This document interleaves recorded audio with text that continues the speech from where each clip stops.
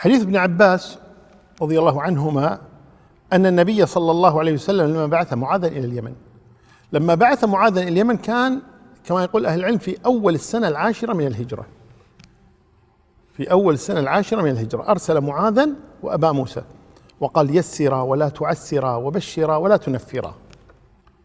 ثم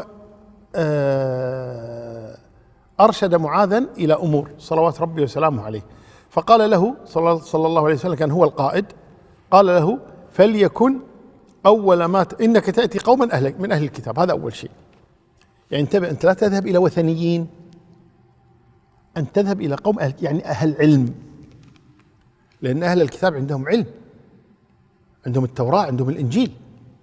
واليمن في ذلك الوقت كان فيها يهود وفيها نصارى، نعم فيها وثنيون لكن قلة، الأكثرية كانت لليهود والنصارى.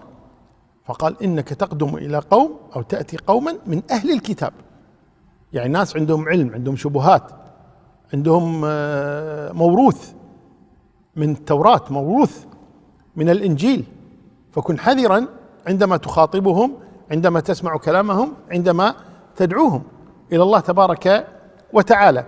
وهذا من التنبيه بحال المدعو، هذا من البصيرة، أن تعرف حال المدعوين، أن تعرف حال المدعوين. ولذا قال له النبي صلى الله عليه وسلم: إنك تأتي قوما من أهل الكتاب. وأهل الكتاب كما قلنا هم اليهود والنصارى، والكتاب جنس، فيدخل فيه التوراة ويدخل فيه الإنجيل.